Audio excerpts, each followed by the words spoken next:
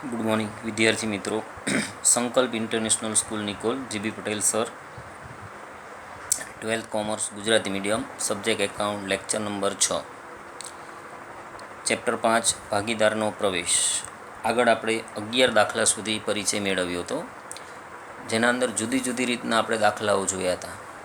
તો 11 દાખલાઓમાં અલગ અલગ પ્રકારે નફા નુકસાનનું નવું પ્રમાણ કઈ રીતે શોધવું એને લગતા દાખલાઓ હતા, અને જોડે જોડે ત્યાગનું પ્રમાણ કઈ રીતે શોધવું. હવે આપણે દાખલા નંબર 12 જોઈશું. રકમ આપણને આ રીતે આપેલી છે: એક્સ અને વાય 2:1 પ્રમાણમાં નફો નુકસાન વેચે છે. તેઓ ઝેડને નવા ભાગીદાર તરીકે પેઢીમાં દાખલ કરે છે. એક્સ તેના ભાગમાંથી, જો શબ્દ છે મેં અંડરલાઇન કરેલી છે, ભાગમાંથી આપે એટલે આ ત્યાગ આપી દીધો કહેવાય. 1/15 ભાગ. જ્યારે વાય તેના ભાગનો કે ત્યારે ત્યાગ શોધવો પડે. જેટલો ભાગ વાયને મળતો એનો 5મો ભાગ એ કોને આપશે? ઝેડની તરફેણમાં ત્યાગ કરશે. આટલી માહિતી ઉપરથી આપણે નફા નુકસાનનું નવું પ્રમાણ અને ત્યાગનું પ્રમાણ શોધવાનું છે. તો અહીંયા આપણને જે માહિતી આપી છે, તો સૌપ્રથમ આપણે જૂનું પ્રમાણ જોઈએ. તો એક્સ અને વાયનું જૂનું પ્રમાણ અહીંયા તમને આપેલું હતું 2:1, તો એનો મતલબ 2/3:1/3. એક્સનો ત્યાગ આપણને 1/15. મેં તમને શરૂઆતમાં જ વાત કરી, ભાગમાંથી કે એટલે ત્યાગ આપી દીધો કહેવાય. વાયનો ત્યાગ શોધવો પડે. તો વાયનો ત્યાગ શોધવા માટે જે વાયનો જૂનો ભાગ 1/3 હતો એનો 1/5 ભાગ, પોતાનો ભાગ વાય તેના ભાગનો 1/5, તો વાયને પહેલાં 1/3 ભાગ મળતો હતો, એનો 5મો ભાગ કરવો હોય તો એને ગુણ્યા 1/5 કરો, તો વાયનો ત્યાગ થશે 1/15. હવે આપણને બંનેના ત્યાગ મળી ગયા. આનો પણ 1/15, આનો પણ 1/15 ત્યાગ છે. હવે આપણે નવા ભાગનું સૂત્ર લઈએ. નવો ભાગ બરાબર જૂનો ભાગ માઇનસ ત્યાગ. એક્સનો નવો ભાગ શોધવો હોય તો જૂનો ભાગ હતો 2/3 માઇનસ એક્સનો ત્યાગ છે 1/15. 1/15 તમે 2/3 બાદ કરશો તો આપણે છેદ 15 કરવો હોય તો આનો છેદ તો 15 છે જ. આને આપણે 5 વડે ગુણવા પડે. જેટલા વડે તમે નીચેના ગુણો એટલા જ વડે ઉપરના. તો 5×2 = 10 માઇનસ 1/1 છેદમાં કેટલો છેદ કર્યો આપણે? 15. 10માંથી 1 કાઢો એટલે 9/15 એક્સનો નવો ભાગ થશે. એ જ રીતે વાયનો નવો ભાગ આપણે જોઈએ તો જૂનો ભાગ એનો 1/3 છે, એમાંથી ત્યાગ 1/15 બાદ કરીશું. તો આ જ રીતે એનો પણ છેદ કેટલો કરવાનો? 15. તો 15 છેદ કરવા માટે આ 3 છે એને 5 વડે ગુણવા પડે. તો જેટલા વડે તમે નીચેના ગુણો એટલા જ વડે ઉપરના ગુણો. તો 5×1 = 5, 1/1, તો 5માંથી 1 બાદ કરો એટલે 4/15. માટે ઝેડનો નવો ભાગ. હવે ઝેડનો નવો ભાગ શોધવા માટે અહીંયા તમને ઝેડનો કોઈ ભાગ ડાયરેક્ટ આપ્યો નથી, પણ જેટલો એક્સ પોતાના નફાનો ભાગનો ત્યાગ કરશે અને વાય જેટલાનો ત્યાગ કરશે એ બંને રકમ કોને મળશે? ઝેડને. તો એક્સ પોતાના ભાગમાંથી 1/15 આપવાનો છે અને વાય 1/15 આપવાનો છે. બંનેનો ટોટલ કરો એ ઝેડનો નવો ભાગ બનશે. તો આપણે ઝેડનો નવો ભાગ શોધવો હોય તો એનું સૂત્ર આવું લઈ શકાય કે એક્સનો ત્યાગ પ્લસ વાયનો ત્યાગ. તો એક્સનો ત્યાગ હતો 1/15, વાયનો ત્યાગ પણ હતો 1/15. આ બંનેનો તમે ટોટલ કરો. જો છેદ સરખા હોય તો અંશનો સરવાળો થઈ શકે ને બાદબાકી હોય તો બાદબાકી થઈ શકે. તો અહીં 1 ને 1 2/15. તો ઝેડનો નવો ભાગ થશે 2/15. હવે ત્રણેયનું આપણને નવું પ્રમાણ મળી ગયું. એક્સનો નવો ભાગ મેળવો 9/15, વાયનો નવો ભાગ મેળવો 4/15 અને ઝેડનો નવો ભાગ મેળવો 2/15. એટલે ત્રણેયના છેદ 15 છે, એટલે આપણે સરખા કરવાની જરૂર નથી. ત્રણેયના છેદ સરખા હોય તો આપણે છેદ કાઢી નાખવાના. માટે એક્સ, વાય અને ઝેડનું નવું પ્રમાણ થશે 9/4/2. એટલે ત્રણેયનું નવું પ્રમાણ થયું. હવે ત્યાગનું પ્રમાણ શોધવું હોય તો બંનેનો ત્યાગ આપણે અહીં જોયો તો એક્સનો ડાયરેક્ટ આપી દીધો છે, વાયનો આપણે શોધ્યો પણ બંનેનો 1/15 1/15 મળ્યું છે. તો 15 છેદ સરખા છે, કાઢી નાખો તો ત્યાગનું પ્રમાણ આપણને મળશે 1/15/1/15. 15 કાઢી નાખો એટલે 1/1. તો આ રીતે તમે કોઈ પણ દાખલો ગણો ત્યારે કઈ રીત આપેલી છે ખાસ એ જોવાની અને ત્યાર પછી જ આગળ વધવાનું. જ્યાં સુધી તમે રીત વ્યવસ્થિત નહીં જુઓ ત્યાં સુધી તમને દાખલામાં ખબર પડશે નહીં. ચલો ત્યાર પછીનો દાખલા નંબર આપણે જોઈશું 13મો. તો 13મા દાખલાની અંદર તમને જે માહિતી આપેલી છે એ માહિતીની અંદર આપણને કહ્યું છે કે એક્સ, વાય અને ઝેડ 2:3:1ના પ્રમાણમાં નફો નુકસાન વહેંચતા ભાગીદારો છે. તેઓ ડબલ્યુને 1/6 ભાગે પેઢીમાં નવા ભાગીદાર તરીકે દાખલ કરે છે. તો અહીંયા આપણને જે માહિતી આપેલી છે એમાં ડબલ્યુ ચોથા ભાગીદાર તરીકે આવે છે. એક્સ, વાય અને ઝેડ 3 ભાગીદાર હતા. હવે ઝેડ તેનો ભાગ ભવિષ્યમાં પણ જાળવી રાખશે, એટલે કે ઝેડનો જે 1/6 ભાગ છે એમાં કોઈ બદલાવ લાવવાનો નથી. તો અહીંયા તમને એક ભાગીદાર તેનો ભાગ જૂનો ને જૂનો જાળવી રાખવાનો છે. તેનો મતલબ થયો કે ડબલ્યુને 1/6 ભાગ જે આપવાનો છે એ એક્સ અને વાય પોતાના 2/6 અને 3/6 ભાગ મળતો એમાંથી આપશે.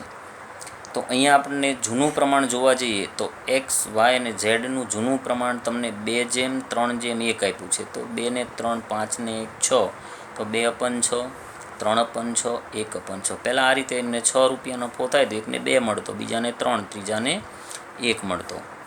હવે નવા ભાગીદાર ડબલ્યુનો ભાગ આપણને આપી દીધો છે, એને 1/6 ભાગ આપવાનો છે, છઠ્ઠો ભાગ. ઝેડ તેનો 1/6 ભાગ જાળવી રાખવાનો છે. એટલે આ બંનેનો ભાગ એકમાંથી તમે બાદ કરી દો તો બાકીનો ભાગ કોની વચ્ચે વહેંચવા લાયક વધશે? એક્સ અને વાય વચ્ચે. તો અહીંયા એક્સ અને વાય માટે બાકી રહેતો ભાગ જોવા જઈએ તો કુલ ભાગ એમાંથી તમે ઝેડનો ભાગ અને ડબલ્યુનો ભાગ બાદ કરી દો તો આપણે પેઢીનો આખો ભાગ ગણતા 1, એને કુલ નફો કહેતા. એકમાંથી ડબલ્યુનો ભાગ 1/6 મતલબ ઝેડનો અને ડબલ્યુનો ભાગ 1/6, આ બંનેનો સરવાળો આ એકમાંથી તમે બાદ કરો તો 1 માઇનસ, જો આ બેના છેદ સરખા છે એટલે 1 ને 1 2/6 થશે. તમને મેં અગાઉ પણ કહ્યું હતું કે આ રીતે જ્યારે કોઈ છેદમાં રકમ ના હોય તો 1 હોઈ શકે. તો અહીંયા તમે એકમાંથી અપૂર્ણાંક સંખ્યા બાદ કરી ત્યારે મેં તમને કહ્યું હતું લસા લઈને કરી શકો, નહીંતર આ છેદમાંથી ઉપરનો અંશ શું કરી દેવાનો બાદ. તો 6માંથી 2 બાદ કરો ડાયરેક્ટ 4 મળે. અથવા તમે 1ની નીચે 1 મૂકો તો આપણે લસા 6 લઈ શકીએ. તો આનો 6 કરવા માટે 6 વડે ગુણવા પડે તો 6 એકા 6 માઇનસ 2 ના 2 એટલે 4/6. છેદ ઉડાડો તો 2 દુ 4 અને 3 દુ 6 એટલે કેટલો થશે? 2/3.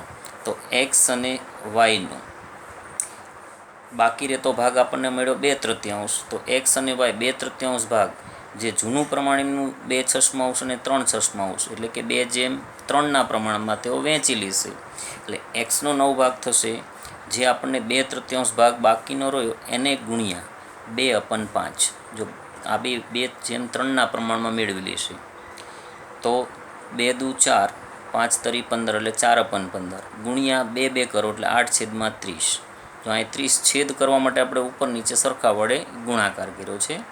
એ જ રીતે વાયનો નવો ભાગ, તો વાયનો નવો ભાગ શોધવો હોય તો આપણને એ જ સૂત્ર, વાયનો નવો ભાગ બરાબર 2/3 ગુણ્યા 3/5 એટલે 3 દુ 6, 5 તરી 15 એટલે 6/15.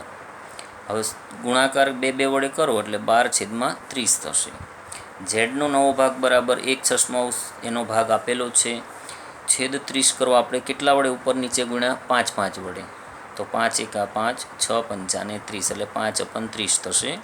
અને ડબલ્યુનો પણ નવો ભાગ 1/6 આપવાનો છે, એને 5 વડે ગુણશો તો એનો પણ પ્રમાણ કેવું મળશે? 5/30. હવે આપણે એક્સ, વાય, ઝેડ અને ડબલ્યુનું નવું પ્રમાણ શોધવું હોય તો કહી શકાય કે 8/12/5/5 આ 4/4નું પ્રમાણ આપણે અહીં શોધી શકીએ. તો અહીંયા જ્યારે એકનો ભાગ એમનામ જાળવી રાખવાનો હોય તો એનો ભાગ એમનામ રાખવાનો, અને બાકીનો ભાગ અન્ય 2 ભાગીદાર છે એ કઈ રીતે મેળવે છે તો અહીં નફો એક ધારી અને નવો ભાગીદાર આવે એનો ભાગ અને જે ભાગીદાર એનો ભાગ જાળવી રાખવાનો બંનેનો ભાગ બાદ કરો એટલે બાકીનો બચેલો ભાગ કોણ વહેંચી લેશે? એક્સ અને વાય. એ પણ કયા પ્રમાણમાં? 2/3ના પ્રમાણમાં. એટલે 2/3 એટલે 2/5 ને 3/5 વડે બાકીના ભાગનો ગુણાકાર કરશો એટલે એનો નવો ભાગ મળશે. તો આ રીતે જે દાખલાઓ તમને આપેલા હોય એમાં દરેકમાં થોડી રીત અલગ છે મિત્રો. ખાસ રિફર કરજો, ફરી વખત ગણશો અને રકમને સમજશો તો જ દાખલાઓ આવડે એવા છે.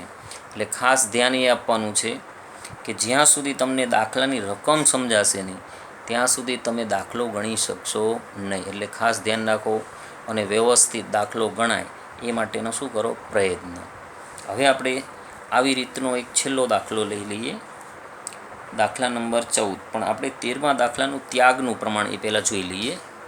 તો દાખલા નંબર 13ની અંદર ત્યાગનું પ્રમાણ માત્ર 2 ભાગીદારનું થશે, કારણ કે ઝેડ એનો ભાગ જાળવી રાખે છે. એટલે ઝેડ પોતાના ભાગમાંથી નવા ભાગીદારને કોઈ ભાગ આપતો નથી. એટલે હવે આપણે જોવાનું છે ત્યાગ. એનું સૂત્ર લેતા આપણે જૂનો ભાગ માઇનસ નવો ભાગ. તો એક્સનો જૂનો ભાગ હતો 2/6, નવો ભાગ આપણે મેળવો તો 8/30. હવે અહીં 30 છેદ કરવો હોય તો આ 6ને કેટલા વડે ગુણવા પડે? 5 વડે. તો એટલા જ વડે ઉપરના ગુણો તો 5 દુ 10 માઇનસ 8ના 8 એટલે 2/30 એટલો એક્સનો ત્યાગ થશે. એ જ રીતે વાયનો ત્યાગ, તો એનું જૂનું પ્રમાણ હતું 3/6, એમાંથી નવો ભાગ 12/30 મળ્યો હતો. એ તમે બાદ કરશો તો 30 છેદ કરવા અને પાછા 5 વડે ગુણો તો ઉપરનાને 5 વડે ગુણવા પડે તો 5 તરી 15 માઇનસ 12 એટલે 3/30 એનો ત્યાગ મળશે. ઝેડ છે એનો જૂનો ભાગ હતો 1/6, નવો ભાગ મેળવ્યો 5/30. જો આ બંને સરખું જ કહેવાય. તમારે 1/6 છે અને 5 વડે ઉપર નીચે ગુણો ને એટલે 5/30 થાય, અને 5/30 ને 5 વડે ભાગી દો એટલે 1/6 થાય. આ બંને સરખું કહેવાય. ઘણા વિદ્યાર્થીને આમાં ખબર પડતી નથી. હવે આનો છેદ 30 કરવો છે તો આને 5 વડે ગુણવા પડે. તો ઉપરનાને 5 વડે ગુણો, 5 એકા 5 માઇનસ 5 એટલે 5 માં 5 જાય તો 0 છેદમાં 30. અંશ 0 હોય તો શૂન્ય કહેવાય. તો મતલબ કે ઝેડ કોઈ ત્યાગ કરતો નથી. માટે એક્સ અને વાયનું ત્યાગનું પ્રમાણ આપણને મળે છે 2/3. હવે જે દાખલો તમને 14મો આપેલો છે ને એવો દાખલો મિત્રો એક 15મો પણ તમને પ્રેક્ટિસ માટે આપેલો છે. એમાં ફક્ત તમારે ત્યાગનું પ્રમાણ શોધવાનું છે. રકમ જોવો એની, એક્સ અને વાય 5/4ના પ્રમાણમાં નફો નુકસાન વેચે છે. તેમણે ઝેડને નવા ભાગીદાર તરીકે પ્રવેશ આપ્યો. ત્રણેય ભાગીદારો ભવિષ્યમાં નફો નુકસાન સરખે હિસ્સે વહેંચશે.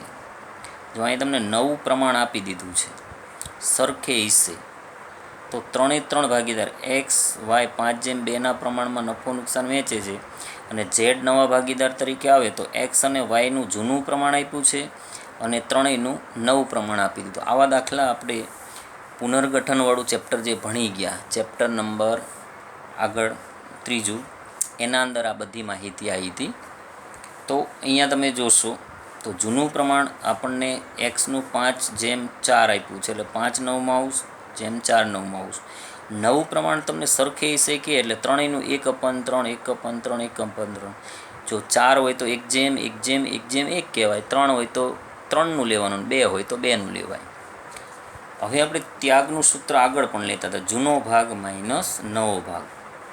તો જૂનો ભાગ આપણને 5/9 આપેલો છે એક્સનો, એમાંથી 1/3 તમારે બાદ કરવા હોય તો છેદ 9 કરી શકાય. તો આના છેદ તો 9 છે જ એટલે 5ના 5 એમના, માઇનસના માઇનસ, પણ આનો છેદ 3 છે. હવે આને છેદ 9 કરવા હોય તો આને 3 વડે ગુણવા પડે. તો ઉપરને 3 વડે ગુણો તો 3 એકા 3, 5માંથી 3 જાય એટલે 2/9. એ જ રીતે વાયનો ત્યાગ શોધવો હોય તો 4/9 માઇનસ 1/3 એટલે છેદ 9 છે. તો આ 4 એમનામ રહેશે, આ 3ને નીચે ગુણો એટલા જોડે ઉપર ગુણો તો 3 એકા 3, 4માંથી 3 જાય એટલે 1/9.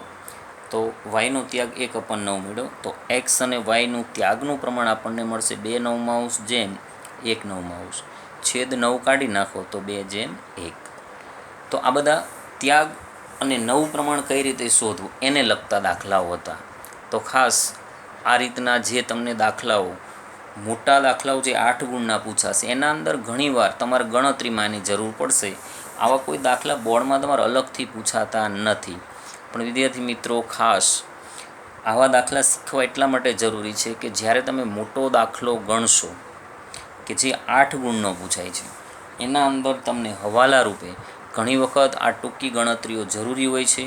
એટલા માટે મેં તમને આ બધા દાખલા કરાયા છે.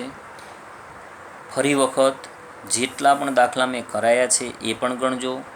એના ઉદાહરણો તમને આગળ આપેલા હશે એ પ્રેક્ટિસ કરજો.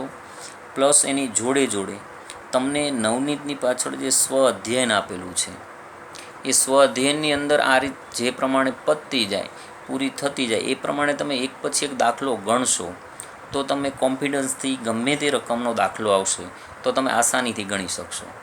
એટલે ખાસ ધ્યાન રાખો, જે પ્રમાણે હું થોડા દાખલા રોજ લગભગ તમને 2 થી 3 દાખલાઓ ગણાવું છું, તો એ જે દાખલાઓ ગણાવું છું એવી રીતના તમે જોડે ગણશો તો તમને ચોક્કસ આવડશે.